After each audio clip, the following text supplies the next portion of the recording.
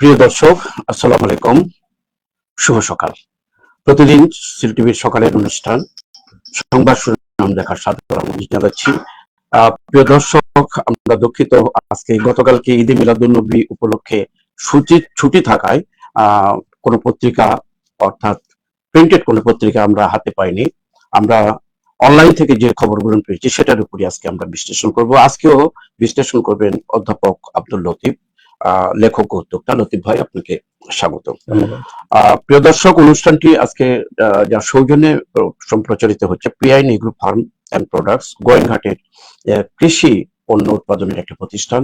কৃষি পণ্য উৎপাদন সহ অত্র এলাকার যে বেকার যুবক আছে তাদের ক্ষেত্রে তারা অবদান রাখছে, তাদের প্রতি কৃতজ্ঞতা জানিয়ে অনুষ্ঠান শুরু করছি। যথারীতি আজকের অনুষ্ঠানটি পরিকল্পনা আছেন শেখ নুরুল ইসলাম। প্রিয় দর্শক, যেহেতু আজকে পত্রিকা নাই, আমরা অনলাইন থেকে যে খবরগুলো এসেছে সেটার ভিত্তিতে আমরা আলোচনা করব এবং অতিথির কাছে আমরা বিশ্লেষণ শুনব।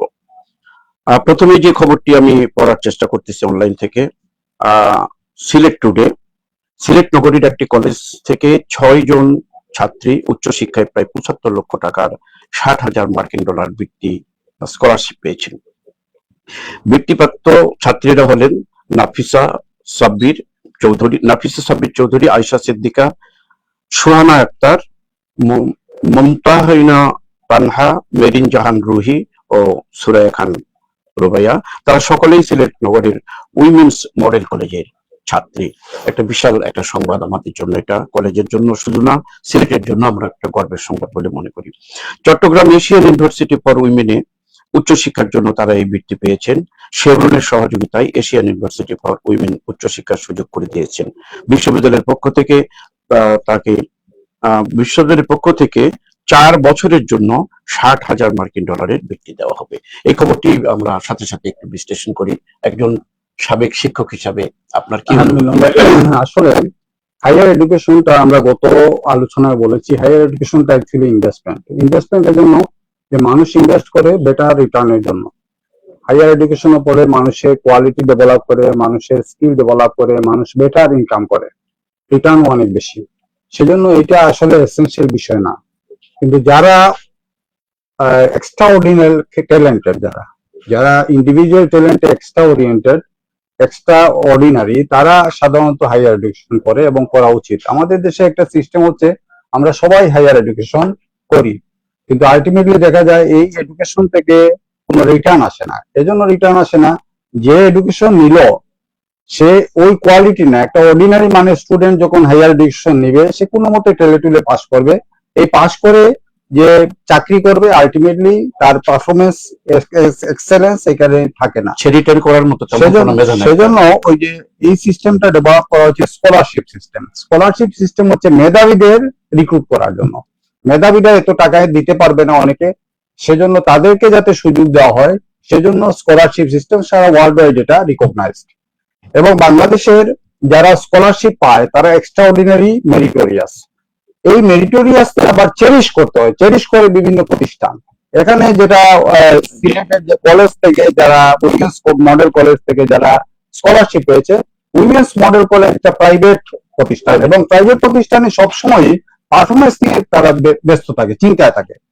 আমরা অনেকে, আমাদের একটা ট্রেন্ড হচ্ছে যে আমরা সরকারি করে ফেলবো। সরকারি করে ফেললে আমাদের আর্থিক শান্তিটা আসবে, কিন্তু আর্থিক শান্তির পাশাপাশি যে জিনিসটা হয় সেটা হচ্ছে আমাদের স্কিলটা ডিটোরিয়েট করে, এবং লেখার পড়ার পরিবেশও কিন্তু আগের তুলনায় সরকারি পরিণতি কমে যায়, অনেক কমে যায়। এই জন্য কারো কোনো মানে টেনশন থাকে না। এখন প্রাইভেট প্রতিষ্ঠানে একজন শিক্ষকের টেনশন থাকে, আমি যদি ভালো পড়াতে না পারি আমার চাকরি থাকবে না। সরকারি প্রতিষ্ঠানে এই টেনশনের কোনো বালাই নেই, কারণ ভালো পড়ানোর কোনো দরকারই নেই।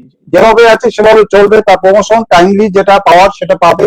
এবং আমাদের দেশে মিলন ভাই আরেকটা সিস্টেম হচ্ছে টাইমলি প্রমোশন, যে একজন 8 বছর কাজ করলে অটোমেটিক সে প্রমোশন হবে।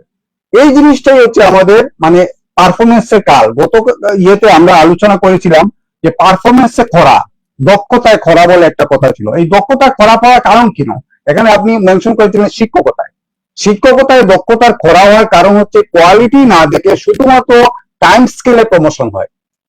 এখন টাইম স্কেলে প্রমোশন হলে তো যে প্রত্যেকে যার যার মতো চলবে। আসলে পড়াশোনার প্রতি অনুরাগ, আগ্রহ মানুষের যে নাই, এটা আপনি একজন বই বিক্রেতা, আমি একজন বই বিক্রেতা, আমরা খুব ভালো করে জানি যে বই মানুষ কেনার ক্ষেত্রে যে মানুষের যে অ্যাটিচিউডটা আমরা ফলো করি, সেই অ্যাটিচিউডটা প্রমাণ করে যে পড়াশোনার প্রতি কোনো আগ্রহ নাই। একজন হয়তো 20টা জুতা কিনবে, তার ঘরে হয়তো 30টা প্যান্টও আছে, কোনো সমস্যা নেই, মা বাবা আরো কিনে দেবে ছেলেটাকে যাতে আরো সুন্দর লাগে, মেয়েটাকে যাতে আরো সুন্দর লাগে। কিন্তু বইয়ের কিন্তু বই কেনার ক্ষেত্রে বলবে এটা দরকারি কিনা, কিছু তারপর অভিভাবক আছে, এটা খুবই কম। এটা খুবই কম। ওই যে এই 6 জনের মধ্যে 6 জনের ফ্যামিলি কাউন্ট হয়তো এরকম, সেই জন্য তারা এইরকম করেছে।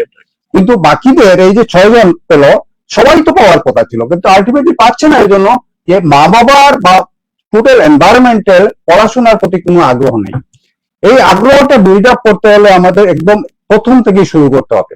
আমাদের যে সিস্টেমটা, এই সিস্টেমে পড়াশোনাকে একটা নিপীড়নমূলক সিস্টেম হিসাবে দেখানো হয়, ছাত্রদের উপর টর্চার করা হয়, যেটা আমরা আগেও আলোচনা করেছি যে ফিনল্যান্ডের মডেল হোক, জাপানি মডেল হোক বা সিঙ্গাপুরের মডেল হোক, কোনো মডেলেই ছাত্রদের উপর প্রেশার দেওয়া হয় না, তারা মনের আনন্দে পড়ে। মনের আনন্দে পড়াটা হচ্ছে আসলে পড়ার প্রতি প্যাশনটা ধরে রাখার উপায়। তো আমি একটা কথা বলতে চাচ্ছি যে এই যে অনেক অনেক কলেজ আছে আমাদের সিলেটে, প্রাইভেট কলেজও আছে অনেক, সরকারি কলেজ তো আছেই, এমপিভুক্ত কলেজ আছে, সরাসরি সরকারি কলেজ আছে, কিন্তু একটা ছোট্ট কলেজ যেটা একটা প্রাইভেট কলেজ, সেখানে এই ধরনের একটা রেজাল্ট, এই রেজাল্টের পিছনে অবশ্যই তাদের শিক্ষকদের অবদান আছে এবং তাদের এই বাচ্চাদের ফ্যামিলির অবদান আছে। হ্যাঁ, ফ্যামিলির অবদান আছে এবং শিক্ষকদের অবদান আছে। আমি তো একটা ছোটখাটো প্রতিষ্ঠান চালাই স্পেশাল বাচ্চাদের জন্য, সেখানে দেখেছি যেখানে মা বাবারা আগ্রহী থাকে সেখানে ডেভেলপমেন্ট সম্ভব। আমরা শেষ করে হ্যাঁ, এনভায়রনমেন্ট একদম, যেটা যারা এই সুযোগ পেয়েছে তাদেরকে অভিনন্দন। এইসব সুযোগটা আসলে সবার থাকা উচিত। আরেকটা বিষয় বলি আপনাকে, আমাদের দেশে স্কলারশিপ সিকার যারা, এদের পরিমাণ খুব কম।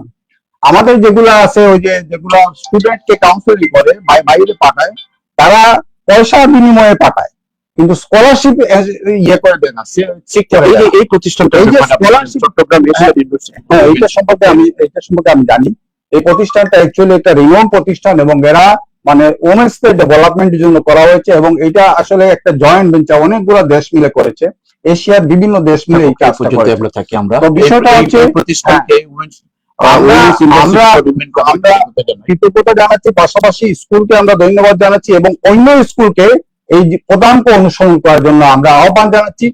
কেন সরকারি প্রতিষ্ঠান পারবে না? সরকারি প্রতিষ্ঠানে শিক্ষকদের কন্ট্রিবিউশন থাকা দরকার। আপনার যা কিছু স্মরণীয় আপনি ছাত্রদের মধ্যে পাবেন।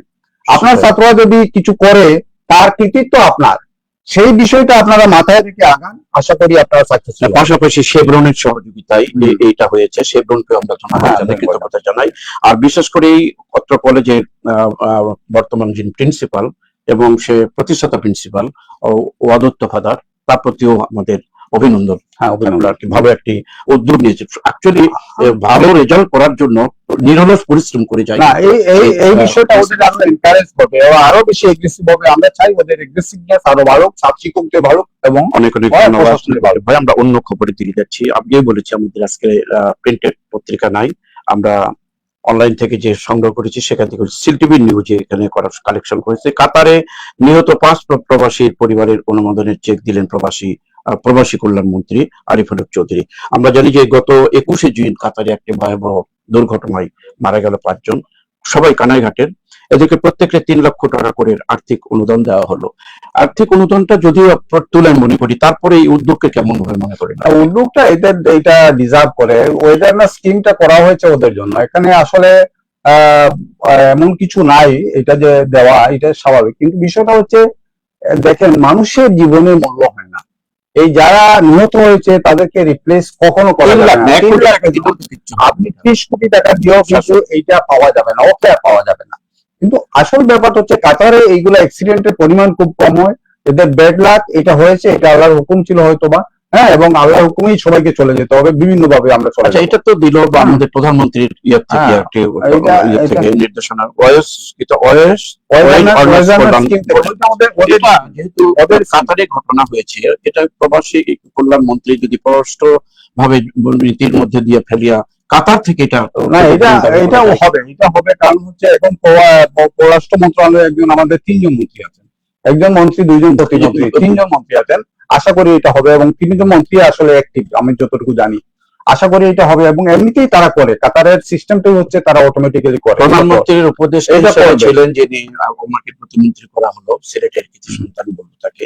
এই প্রতিমন্ত্রী করার পর কিন্তু খুব দৌড়ঝাঁপ দেখতেছি আমরা তার। না, উনি খুব অ্যাক্টিভ মানুষ, Active, আমি young, যতটুকু young জানি লোক। উনি খুব অ্যাক্টিভ মানুষ। আর আসলে এই এই এবং, ঘটনায় যারা নিহত হয়েছে তাদের পরিবারে কাতারের থেকে আরেকটা ক্ষতিপূরণ অনেক বড় অ্যাচিভমেন্ট হচ্ছে কাতার থেকে তারা গ্যাসের ব্যবস্থা করেছে, এবং গ্যাসের ব্যবস্থা এখানে করতে গিয়ে আমাদের সম্মানিত বিরোধী দলের নেতা উনিও ভূমিকা রেখেছে। উনিও ইরানকে কনভিন্স করেছে যে হরমুজ প্রণালীতে জাহাজগুলোকে না আটকানো হয়, এবং ইরানও এগ্রি করেছে। সুতরাং আমাদের গ্যাসের সমস্যাটাও পররাষ্ট্র মন্ত্রণালয় এবং বিরোধী দলের নেতা ওদের সহায়তায় আসলে সমাধান হচ্ছে। সংসদে যারা যাবে তারা তো জনগণের ভোট নিয়ে, হ্যাঁ, আমরা আমরা সরকারকে, বিরোধী দল সরকার তার প্রটোকলে সরকারি কাজ করবে, বিরোধী দল সহযোগিতা করবে এবং বিরোধিতা করবে কোনো অন্যায় না, এটাই এটা যে সমাধান হচ্ছে, এটা হচ্ছে পররাষ্ট্র মন্ত্রণালয় এবং বিরোধী দলের অ্যাক্টিভিটির জন্য। আমরা আশা এই করছি খবরের পরে আরো একটি খবর নিয়ে আমরা আলোচনা করব। সিউকের সীমানা নিয়ে 2 এমপির আপত্তি, পুনর্বিবেচনার আশ্বাস এখানে চেয়ারম্যানের বলছে।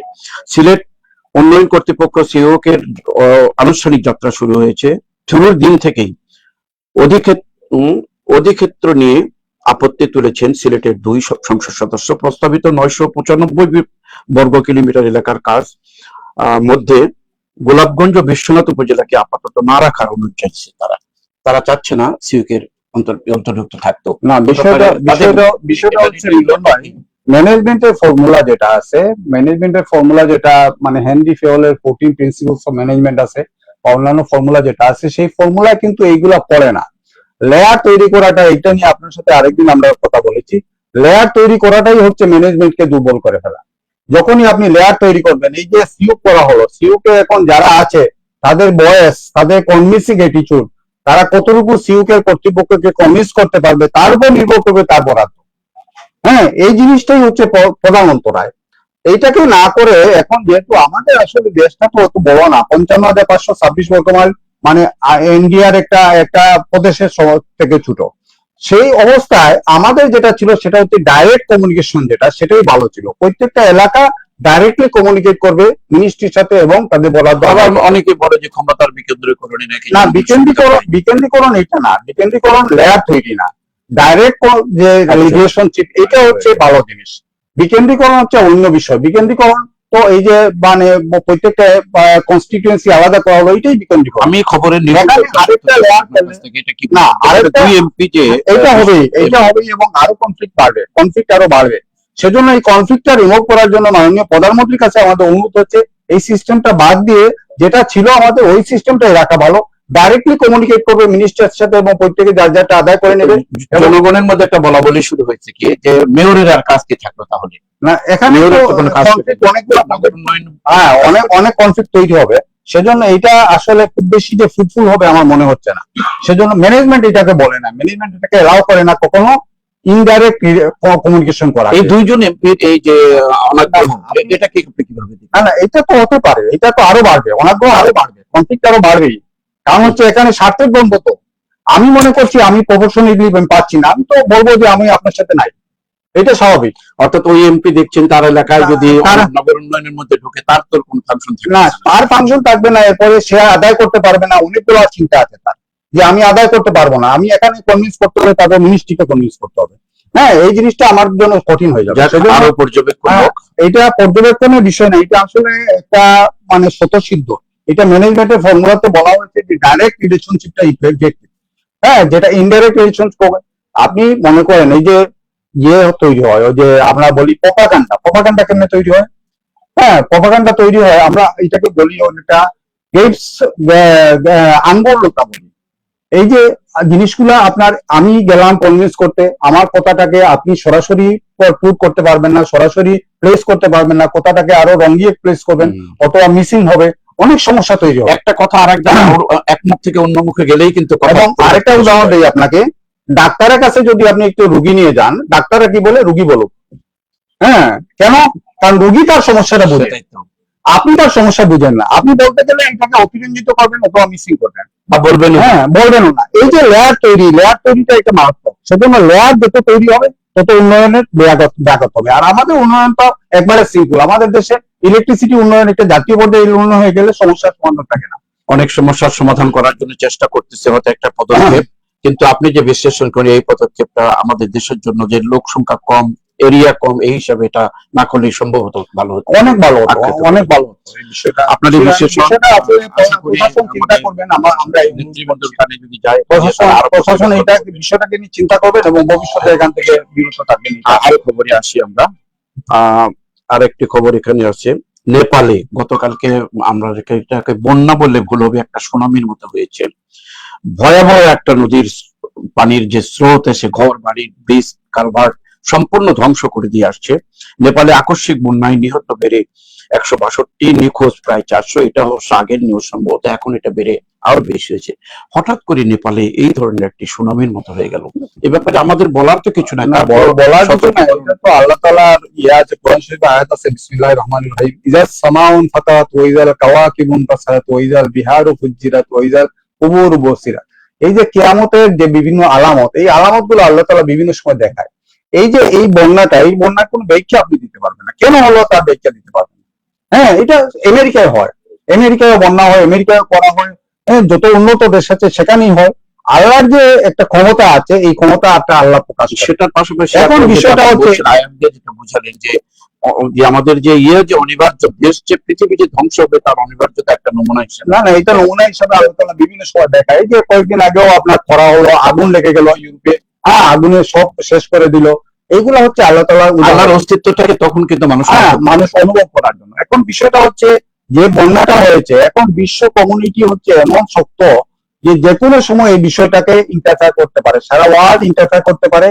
এবং মানুষ যদি মানুষের জন্য না করে, যেমন মোবাইলের দিকে গান বলছে, হ্যাঁ, বলো কি তোমার প্রতি জীবনের অতই নদী পার হয় তোমাকে ধরে দুর্বল মানুষ যদি। মানুষের জন্য, মানুষ মানুষের জন্য। এই যে আমরা মানুষ মানুষের জন্য যদি কাজ করি, তাহলে এই সমস্যা থাকে না। হতে পারে অ্যাক্সিডেন্ট হতে পারে, সমস্যা হতে পারে, সারা দুনিয়া যদি ঝাঁপিয়ে পড়ে তাহলে সমস্যা থাকে না, কিন্তু আলটিমেটলি হয় না। যেমন মনে করেন আমাদের রোহিঙ্গা ইস্যুটা এমন একটা ইস্যু, আমাদের সারা দুনিয়া কমিউনিটি ইনভলভ হওয়া উচিত ছিল, কিন্তু হচ্ছে না। হ্যাঁ, হচ্ছে না। কিন্তু এই যে বিষয়টা, এটা অমানবিক, চরম অমানবিক একটা বিষয়। ইউনূস স্যার বলেছিলেন পরেই তারা দেশে গিয়ে করবে, কিন্তু আলটিমেটলি পারেন না, এটা উনি করতে পারেন না।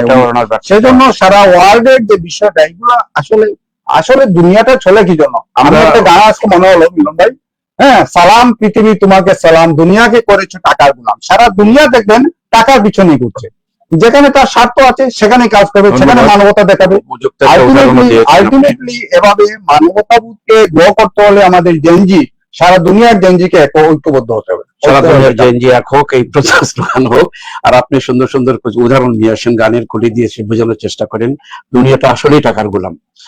162 নিখোঁজ প্রায় 400। এখানে অনেক পর্যটক কিন্তু নেপালে যায়, তার কার ভাগ্যে কি আছে কি হচ্ছে জানি না। এটার জন্য আমরা মিলন ভাই সবারই জীবনের মূল্য সমান, পর্যটক যেমন আছে লোকাল মানুষেরও আছে। আরো কিছু খবর আছে সেটা শোনাচ্ছি। তারপরে কিশোর গ্যাং নিয়ে প্রায় পত্র পত্রিকায় আমরা দেখি, একবারে এই যে এই কিশোর গ্যাংয়ের মাধ্যমে সমাজ কিন্তু একবারে বিধ্বস্ত হয়ে যাচ্ছে আর কি। পুলিশের কাছে সিলেটের 15 কিশোর গ্যাংয়ের তালিকা, 15টা কিশোর গ্যাংয়ের তালিকা পুলিশের কাছে গেছে। এর অন্তরালে তো আরো কত কি থাকে। এখন দেখেন কিশোর গ্যাং কেন তৈরি হয়? কিশোর গ্যাং তৈরি হয় ফ্রাস্ট্রেশন থেকে তৈরি হয়। ফ্রাস্ট্রেশন, মানুষ যখন দেখে আমার ভবিষ্যৎটা অনিশ্চিত, আমি ভালো কিছু করতে পারবো না। মনে করেন আমি আপনাকে উদাহরণ দিই, ভাইরাসের মতো। হ্যাঁ, আমি একটা উদাহরণ দিই আপনাকে। বিদেশে যাওয়ার জন্য আইএলটিএস করতে হবে।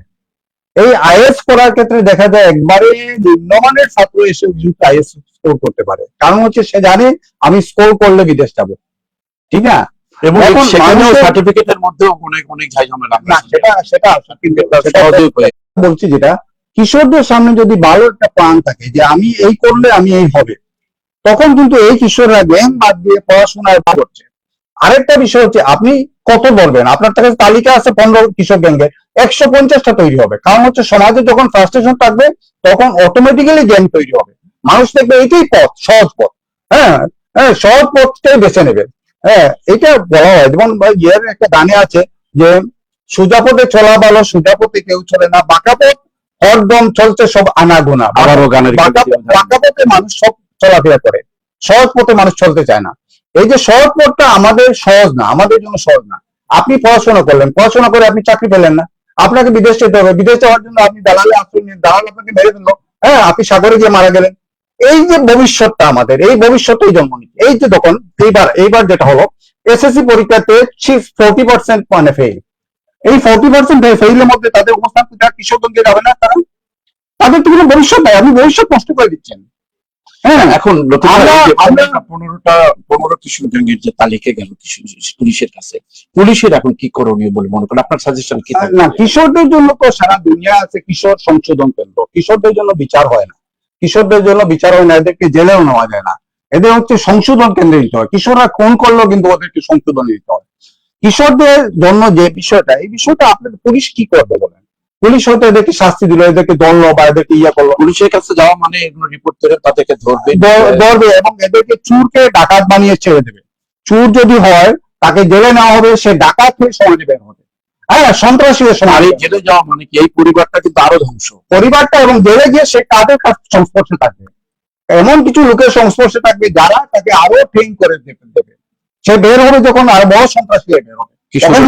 আমাদের দেশ উদ্ধার হোক, এই বিষয়গুলোকে আসলে জাতীয় পর্যায়ে চিন্তা করা দরকার। এই যে এইবার রেজাল্টে হলো, রেজাল্টের যে সমস্যাটা হলো, এই সমস্যাটা আসলে আমাদের খুব মানে চিন্তা প্রসূত হয় নাই। হ্যাঁ, আমরা যদি একটা ছাত্র খারাপ করে আমরা বলি বাবা পারছো, তুমি পারছো, এই তো পারছো। আমাদের অটিস্টিক বাচ্চা যারা একটু পারে না, টান দিছে, হ্যাঁ সুন্দর হয়েছে, ভেরি গুড, আমরা তাকে উৎসাহিত করি, উৎসাহিত করে আমরা নেগেটিভ দিকও আছে। বিগত সরকারের আমার এরকম পাস করে দেওয়ার ক্ষেত্রে সেটারও কিন্তু কথা নেগেটিভ। কি নেগেটিভ হয়েছে বলেন? আপনি তো তাদেরকে চাকরি দেন নাই, তারা নিজেরা সংগ্রাম করেছে এবং অনেকে তো টার্নের অঙ্গ হয়। মানুষ তো খারাপ থাকে না সারা জীবন, সে যদি দেখে ভবিষ্যতে আমার ভালো হবে তাহলে সে ভালো করবে।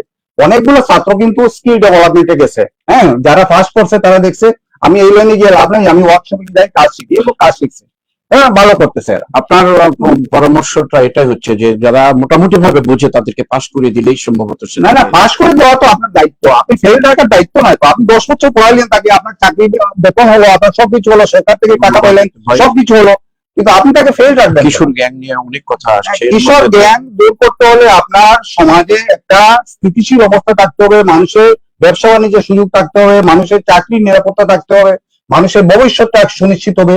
আমি সামান্য খেতে পারি, হ্যাঁ, চাই না মাগো রাজা হতে, রাজা হবার স্বাদ নাই মাগো দুবেলা দুটো চা পাই যে খেতে।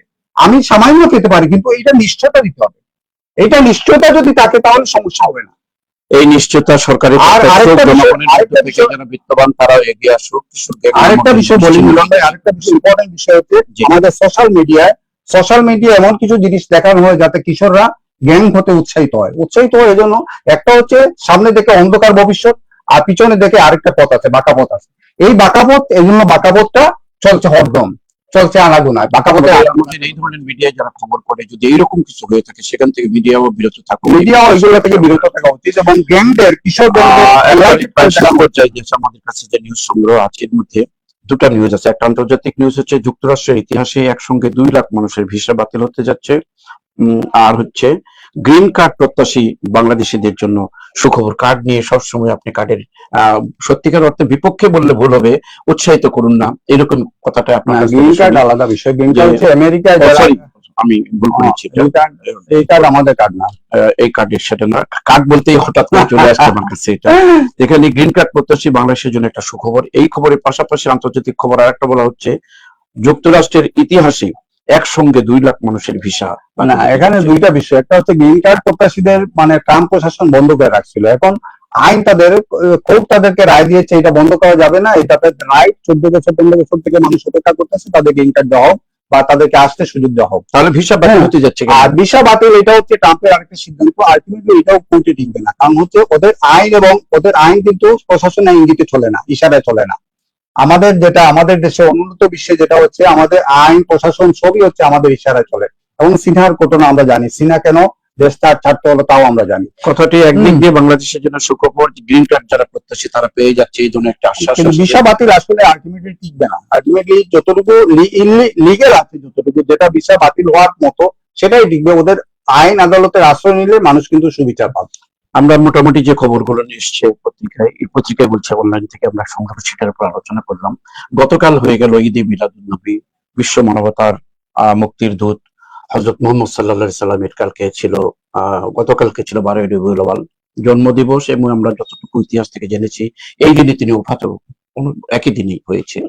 তো এই নিয়ে সারা বাংলাদেশ তথা সারা বিশ্বে, মুসলিম বিশ্ব যেটাকে বলবো আমরা, এই দিনটি নিয়ে তাৎপর্যের উপরে আলোচনা হয়েছে, মহানবী সাল্লাল্লাহু আলাইহি ওয়াসাল্লামের আদর্শের উপরে আলোচনা হয়েছে, এবং আমাদের প্রিয় নবী মুহাম্মদ সাল্লাল্লাহু আলাইহি ওয়াসাল্লাম, যাকে আমরা সাইয়্যিদুল মুরসালিন বলে থাকি, খাতিমুন নবীন বলে, শেষ নবী বলে থাকি আমরা, সেই নবীর আগমনে সিলেটে গতকাল কিন্তু একটা বিশাল একটা র্যালি হয়েছে বিশ্বনবীর আগমন স্বাগত জানিয়ে আর কি। সব নিয়ে একটু এই ব্যাপারে কিছু আলোচনা না, করে আমরা শেষ করব। এইটা আসলে আসলে আমাদের বিশেষজ্ঞ যারা আছেন তাদের মধ্যে মতভেদ আছে, মত পার্থক্য আছে, এবং মত পার্থক্যটা এমন ভাবে বাড়ছে, দুইটা গ্রুপই মানে দাঁড়াচ্ছে খুব শক্তভাবে। এই বিষয়টা আমি যেটা বলি সেটা হচ্ছে, ডক্টর শমশের আলীর একটা কথা আমার কাছে খুব মনে পড়ে। উনি একবার বলছিল ঈদে মিলাদুন্নবী উপলক্ষে, ভাই এটা কোনো ডকুমেন্ট না থাকলেও এটা তো একটা অনুষ্ঠান, এবং এই অনুষ্ঠানের মধ্যে রাসূল সাল্লাল্লাহু আলাইহি ওয়াসাল্লামের জীবন নিয়ে কিছু না কিছু আলোচনা হচ্ছে। এবং আরেকটা বিষয় হচ্ছে, এই অনুষ্ঠানে মানে এই উপলক্ষে বিভিন্ন সিন্নি খয়রাত হচ্ছে। এই যে সিন্নি সালাত হচ্ছে, সিন্নি সালাতের ফলে আলটিমেটলি মানুষের উপকার হচ্ছে। তো আমরা এটাকে আসলে একটু বর্ডার স্কেলে দেখে থাকি। হ্যাঁ, দেখা উচিত, আমাদের আমাদের সবারই বর্ডার স্কেলে দেখা উচিত। আমি যদি মানে ঈদে মিলাদুন্নবী নাও মানি, আমি না মানতে পারি, আরেকজন মানে তাকে আমি করবো কেন, আঘাত করবো কেন? মানসিকভাবে একটা কথা বলি, আপনি বিশ্লেষণটা খুব বড় আকারে নিয়ে গেছেন। আমি বলি ঈদে মিলাদুন্নবী মুহাম্মদ সাল্লাল্লাহু আলাইহি ওয়াসাল্লামের জন্মদিনে পৃথিবীর এমন গাছ পাতা, লতা পাতা, পশু পাখি পর্যন্ত উল্লাসিত হয়েছিল। সেই এই আনন্দটা কেন আমরা করবো না? না, এই ভেদাভেদ যদি এখন এই স্কেলে আমি যাচ্ছি না, আপনার এই কথায় যাচ্ছি না, এটাই তর্ক। এই তর্কটা হচ্ছে মৌলানাদের মধ্যে, এই তর্কটা আমি যাচ্ছি না। আমি বলছি যে সবাইকে সবার মতো চলতে দাও। যারা ঈদে মিলাদুন্নবী অনুষ্ঠান করতে চায় তারা করুক, যারা করতে চান না তারা বিরত থাকেন, কিন্তু দয়া করে এইসব বিষয় নিয়ে ঠেলাঠেলি করবেন না, ধাক্কাধাক্কি করবেন না। আলটিমেটলি ইসলামের যে মৌলিক বিষয় যেগুলো আছে, রাসূল সাল্লাল্লাহু আলাইহি ওয়াসাল্লামের জীবনের আদর্শ, সেই আদর্শকে আমি বাস্তবায়ন করি। আমি এই ধরনের দিনে আদর্শগুলো নিয়ে আলোচনা। আমি নজরুলের একটা ভাষণের কথা বলি। নজরুলের একটা ভাষণে বলেছিলেন, আমি যখন চলে যাব তখন কত বিশেষণ আসবে, কত সভা হবে আমার নামে, বিদ্রোহী কবি, বিশ্বকবি তাপ্পর টেবিল ভেঙে ফেলবে বক্তা মতো বক্তা। সেদিন তুমি যে বন্ধু, তুমি যেন যাও না, তুমি যদি পারো একটা কবিতা নিয়ে 2 লাইন পড়ো, এরকম ছিল তার বক্তৃতা। তো আমাদের বিষয় হচ্ছে, আমরা এইসবের বিষয় নেই, আমরা রাসূল সাল্লাল্লাহু আলাইহি ওয়াসাল্লামের জীবনের আদর্শ যেটা আছে সেটাকে বাস্তবায়িত করার পক্ষে আছি, যেভাবে হোক যেতে হোক। এখন কেউ পক্ষে থাকবে, কেউ বিপক্ষে থাকবে, এটা ডাইভার্সিটি অফ ইসলাম। ইসলামের সৌন্দর্য হচ্ছে এটা। ইসলামের বিভিন্ন যে মতাদর্শ, এই মতাদর্শের মধ্যে কেউ হাত ওখানে বাড়ছে, কেউ ওখানে বাড়ছে, সবই হচ্ছে সৌন্দর্য ইসলামের। কেউ হাত পাচ্ছে না, এটা হচ্ছে সবই সৌন্দর্য, এটা অসুবিধা কিছু নাই। যে যেটা পারে অনুসরণ করুক, আমরা সবাইকে নিয়ে একটা এক মানে মূল কথা হচ্ছে বিশ্বনবীর আদর্শ।